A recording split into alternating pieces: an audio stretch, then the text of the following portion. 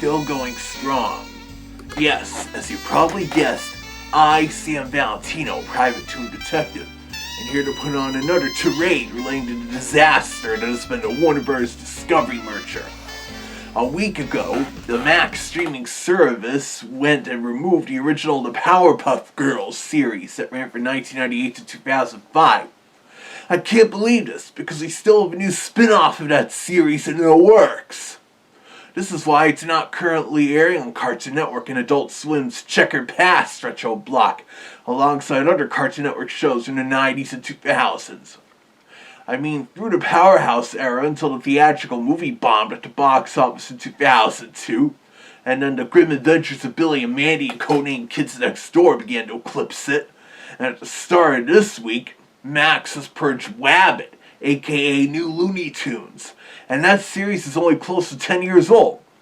They also removed Baby Looney Tunes. Ugh. And the new Scooby-Doo movie series from 1972 to 73. And this was a blow because it included the episode guest starring the Addams Family, Wednesday is Missing. For some time, that episode's been tied up in legal red tape relating to the Charles Addams estate and getting clearance from John Astin, the original Gomez-Addams actor. This is also why the 1992 Addams Family Saturday morning cartoon, also produced by Hanna-Barbera, hasn't been released on disc yet, since that also had John Astin reprising Gomez. But they did release the 1973 Addams Family series on DVD, since John Astin wasn't involved with that one. But that series was inferior to the new Scooby-Doo movies episode and the 1992 series. They also removed a pup named Scooby-Doo, which is too bad because that was a fun show, being a clever satirical take on the franchise. Definitely more so than subsequent attempts. And Max even purged the gritty, violent 2010 series, Scooby-Doo Mystery Incorporated. Oh, jeez. Why not merge that Velma?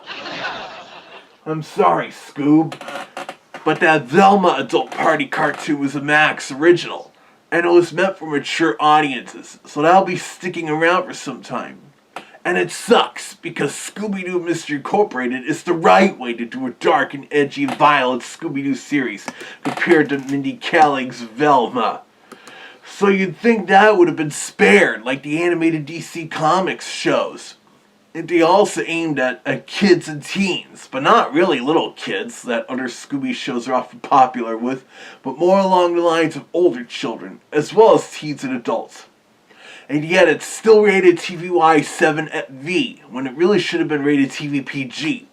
It's like if you assigned a TVY 7 at V rating to Itchy and Scratchy.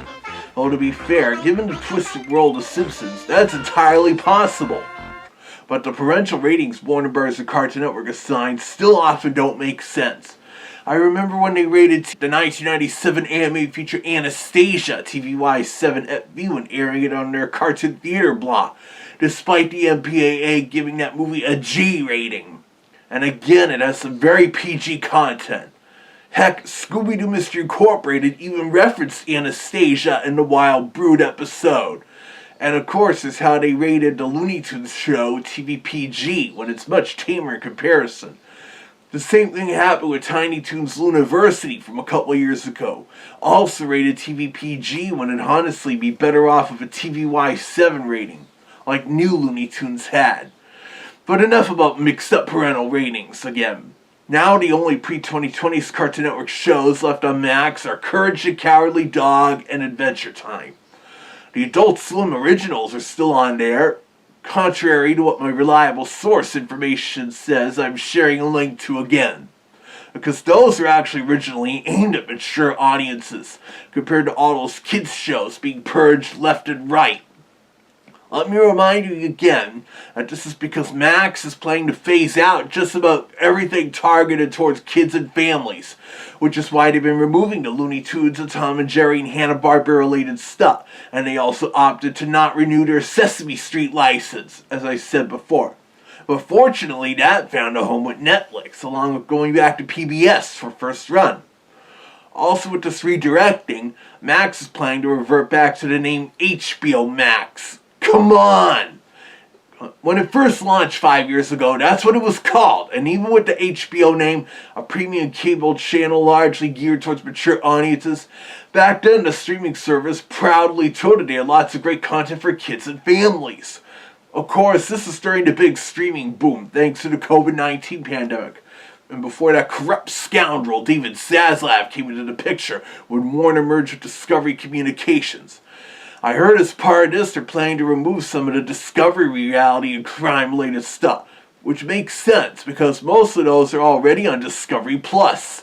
In an ironic sense, later this month, HBO Max will be streaming The Day the Earth Blew Up, a Looney Tunes movie. I say this because that movie was originally produced to stream on Max and air Cartoon Network. But then the Warner Bros. Discovery merger happened, and they started canceling Looney Tunes projects for said service. But The Day the Earth Blew Up had already been completed, and Pete Browngardt and his crew wanted to get it out, especially since it went over well at film festivals.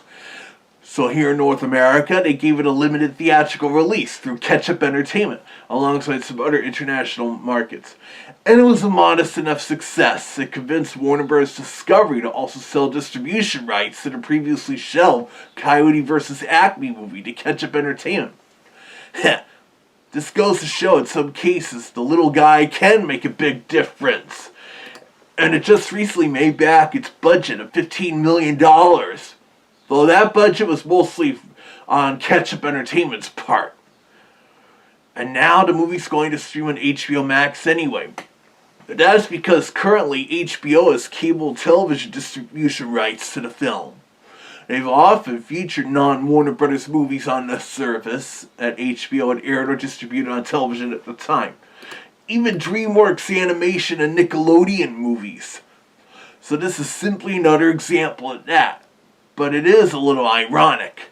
Additionally, it's also been released on DVD and Blu-ray here in North America. Sure, it's a bare bones release, but you still get a physical backup of it. And also regarding which cartoons Max is purging, many of the DC Comics action adventure shows are still there. Well, it's probably because even though they're also targeted toward kids, they're more serious and realistic with adult appeal. Only Batman, the animated series, takes advantage of the animation medium, while others like the Sandra Schwartz era Justice League look, act, and sound more like live-action productions, defeating the purpose of them being animated. It brings to mind what Leonard Maltin said when praising Disney's Rescuers in his book of Mice and Magic. This is an animated cartoon, not an imitation of live action.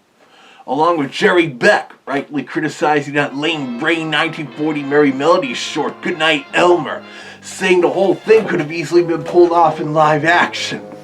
Oh, and for the record, I'm aware that Warner Bros. Did have the DC Universe streaming service, featuring a large library of both animated and live-action DC Comics-related shows and movies, running from 2018 to 2021, when, just like the Boomerang streaming service, it was discontinued and folded into HBO Max. And while several of the live-action shows are on there now, most of the animated ones are also geared towards kids, will apparently be purged at the very end of this year.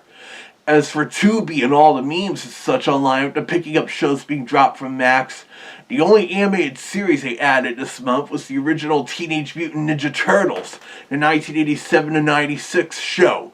And I'm indeed aware MeTV Toons is still working with Paramount Global to start airing that show, after Nickelodeon brought the rights to the franchise in 2009.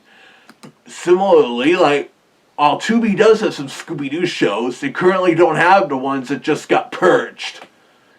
Also, I'm still hoping to hear any further updates about MeTV Toons' still impending fast streaming channel. Hope that didn't get canned or anything, because MeTV Toons is still thriving pretty strongly, and is one reason why people at Warner Brothers do care about the Looney Tunes and Tom and Jerry and the Hanna-Barbera stuff, in addition to Warner Archive releasing them on Blu-ray and the lucky few who get the Boomerang TV channel. Really? Yes, you too, Scooby, since you were also originally a Hanna-Barbera creation. Again, it's just that what will be back to being named HBO Max is phasing out anything aimed at kids, 5 years after its launch. I know it's getting old, especially my having to remind you why these cartoons are getting purged. At least this year, we've had a few good things happening, such as the Day the Earth Blew Up's moderately successful limited theatrical release relating to Coyote vs. Acme being saved and getting released next year. A few new Blu-ray sets and some more neat retro animation programming added to MeTV Toons' lineup. Hopefully more good than bad stuff keeps happening this year. I had fun a while back at Anime Boston 2025. Didn't run into any new mysteries there, but there were a lot of other furries in attendance. At times it felt more like an actual furry con. But I don't want to turn this into a con report vlog, so just keep watching this channel and see whatever comes up next, especially if it's something I find out or speculate.